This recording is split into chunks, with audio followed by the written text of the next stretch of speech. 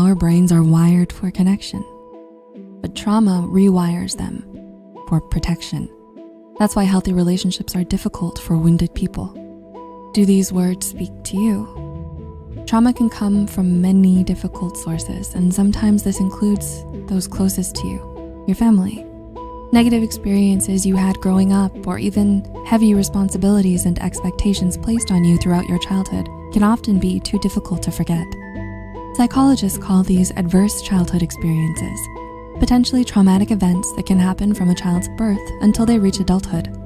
According to Centers for Disease and Prevention, these events are linked to chronic health problems, mental illnesses, and substance use problems in adolescence and adulthood.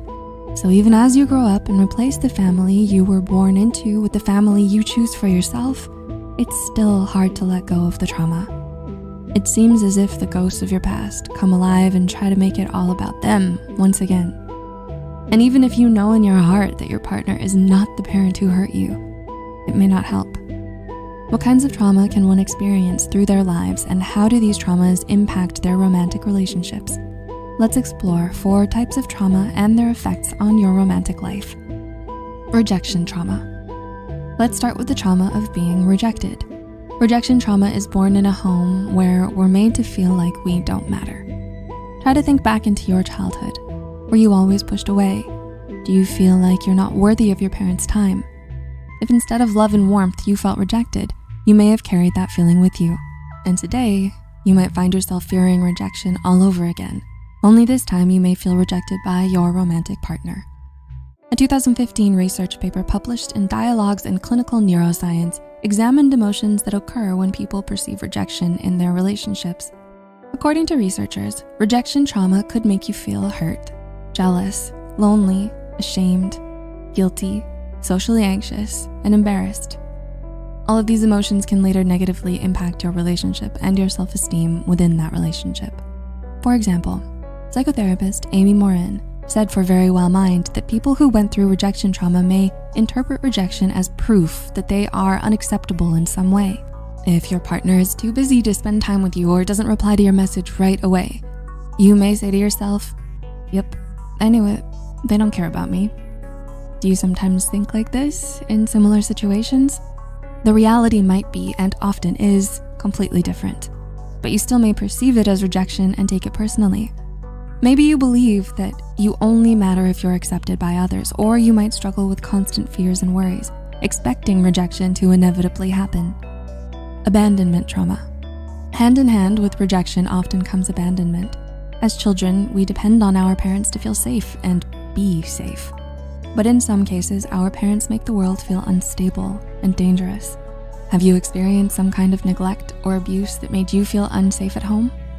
Maybe it was a lack of supervision, physical and narcissistic abuse, or staying hungry all the time because you weren't given anything to eat. When a child goes through these experiences, they can't really understand why these things are happening.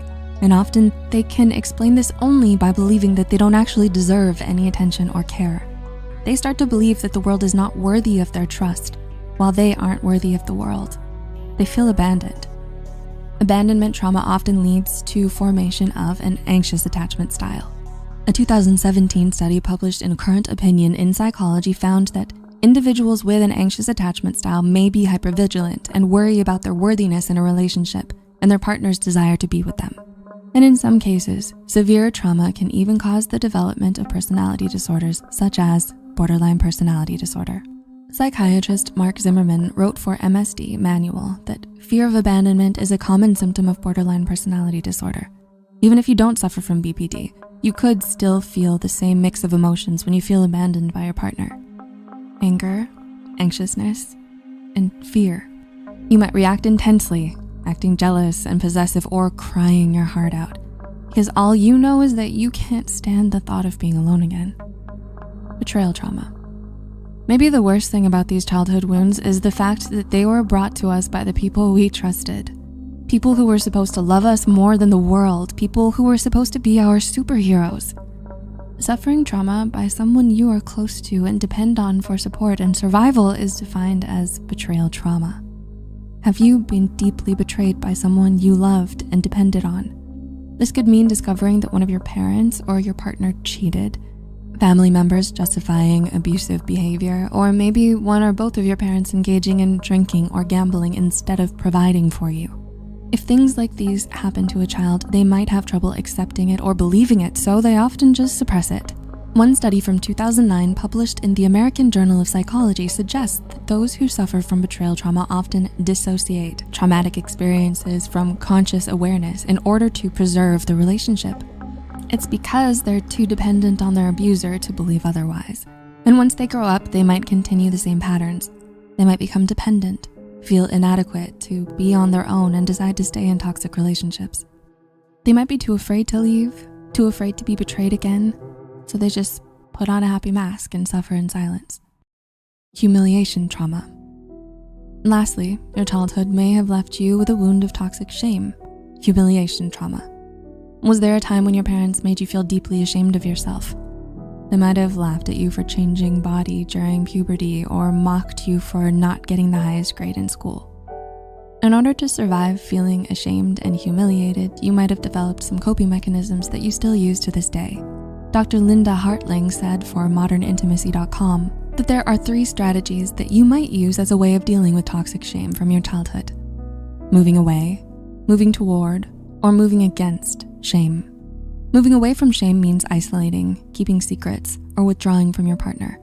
Moving toward shame could show up as codependency or people-pleasing behavior, becoming what you think your partner wants you to be, even if it means losing your sense of self. And when you move against shame, you might try to fight those who shame you. Maybe you use passive aggression or insults to shame your partner before they get the chance to shame you. These strategies might help you cope, but they might be detrimental to your relationships in the long run. Do you feel like some of these trauma types describe you and your relationship patterns? Have you recognized some other childhood wounds that get in the way of a fulfilling love life? Unfortunately, sometimes we may unconsciously seek partners who imitate those who hurt us. Later on, this can lead to trauma bonds within a relationship. Are you stuck in a trauma bond? Take a look at this video and find out if it's a trauma bond or love. Don't forget, you matter. Thanks for watching. Until next time.